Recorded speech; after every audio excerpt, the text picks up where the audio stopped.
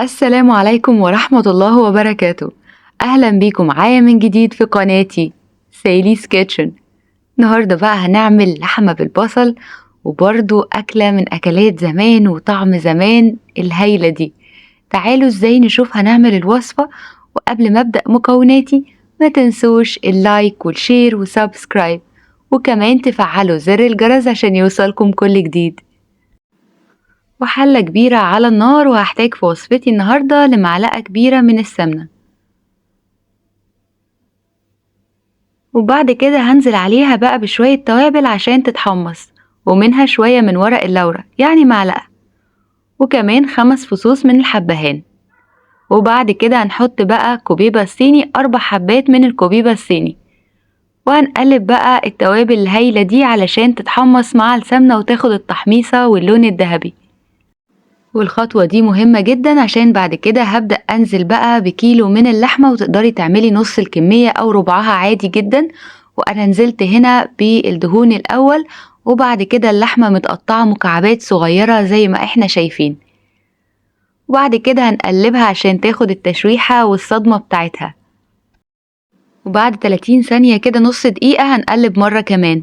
هتبدأ تنزل بقى العصارة اللي جواها أو المية اللي جواها واحدة واحدة، وبعد كده نقلبها كل دقيقتين 3 مرتين 3 كده، علشان بس تبدأ تاخد الصدمة بتاعتها وتستقبل بقى بعد كده أي حاجة هنحطها لها.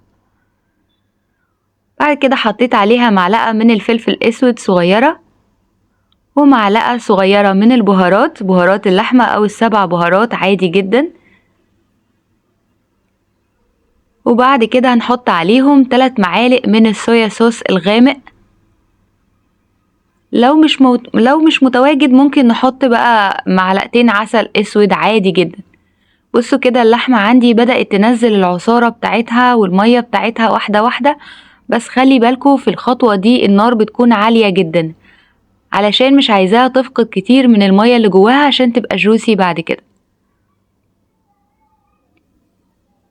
كل ده تقريبا 5 دقايق على النار، هتبدأ تنزل ميتها للآخر وتبدأ تتشرب المية بتاعتها. وفي الخطوة دي أنا ضفت عليها 1.5 لتر من المية المغلية. تقدري بقى تغلي المية في كاتل أو في براد زي ما أنا غليتها كده، 1.5 لتر من المية. هننزل على اللحمة واحدة واحدة علشان تستقبل بقى كل الصدمات دي، المية السخنة مع الصدمة اللي احنا عملناها لها في الأول مع التوابل والسمنة. هنبدأ بقى واحدة واحدة كده نقلب على الهادي جدا، وهنسيبها على نار عالية لمدة 10 دقايق، وبعد كده من نص ساعة لساعة إلا ربع أو ساعة لحد ما تبدأ خلاص تستوي. هي كده اتشربت كل المية اللي احنا حطيناها لها، 1.5 لتر من المية، خلاص اتشربتها كويس جدا. ولو تلاحظوا بصوا في الآخر هي عاملة زي ما تكون ملسوعة كده أو محروقة، لا هي مش ملسوعة، ده الصويا صوص. وهنبدأ نضيف عليها شرايح من البصل، هنا بصلتين كبار أو ممكن 3 بصلات وسط قطعتها شرايح أو جوليان، تقدروا تنزلوا بقى عليها كده. وبعد كده حطيت عليها نص معلقة من الملح، معلقة صغيرة طبعا. الملح هنا كان كوكس، تقدروا تستخدموا الملح العادي، تحطوا معلقة من الملح العادي. وقلبنا كده تقلبتين، وكل 30 ثانية هنقلب شوية علشان البصل يبدأ يدبل. وخلي بالكوا اللحمة هنا عندي يعني سوا إلا ربع، هي كده قربت تستوي، علشان كده أنا ضفت لها الملح. حاولوا بقى ما تضيفوش الملح في الأول علشان ممكن تبقى بلاستيك كده ما تستويش كويس.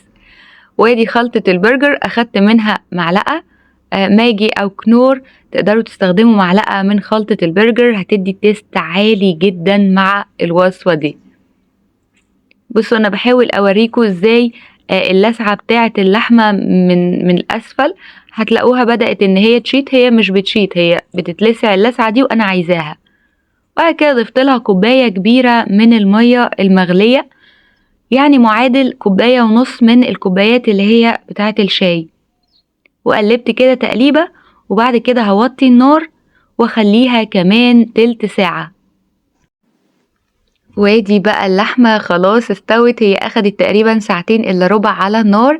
حطيتها في السيرفيس، ازاي البصل دايب فيها ولكن واضح شكله. هي دي اللحمة بالبصل بتاعت زمان اللي احنا متعودين عليها. وبعدين حطينا بقى طماطم شيري، الطماطم دي موجودة في السوق دلوقتي، هتلاقوا طماطم صغيرة كده وسط الطماطم عادي. دي بس عشان التزيين، وفي نفس الوقت بتدي طعم هايل جدا. وبعد كده شرايح الفلفل الأخضر، حبيت بس أكسر اللون وحطينا أي لون أخضر، تقدروا ترشوا رشة بقدونس أو كزبرة عادي جدا. الخطوة دي اختيارية علشان التزيين مش أكتر، بس برضو بتدي طعم هايل، كله خضار وكله حاجات مفيدة. بجد وصفة رائعة، رجعتنا لأيام زمان. مش عارفة الوصفات الأيام دي ماشية معايا أيام زمان، بس حلو، خلي ولادنا تعرف الأكلات بتاعت زمان الهايلة دي، وكمان بالطعم والتست الرائع العالي ده. جمدان. بصوا اللحمة ازاي استوت، عايزة اوريكم ازاي قطعة منها. واو حلوة قوي، شكلها حلو، استوت صح. التحمير بتاعها او التحميصة بتاعتها هايلة جدا. عايزة اقول لكم انا بحاول اجيب لكم قطعة بس هي بتتفتفت.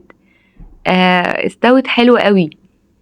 وادي قطعة اللحمة اللي بقول لكم عليها، هي مكعبات اللحمة بالبصل دي نفس طريقة زمان بالظبط.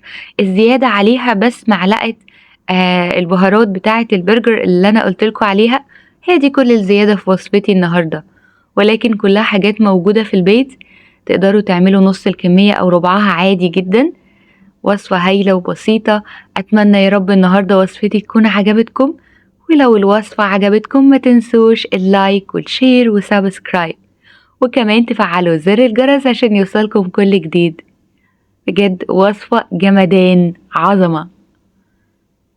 ودلوقتي بس أقدر أقول لكم لمزيد من الوصفات تابعوني على قناتي سيلي's كيتشن، وبالهنا والشفا. باي باي.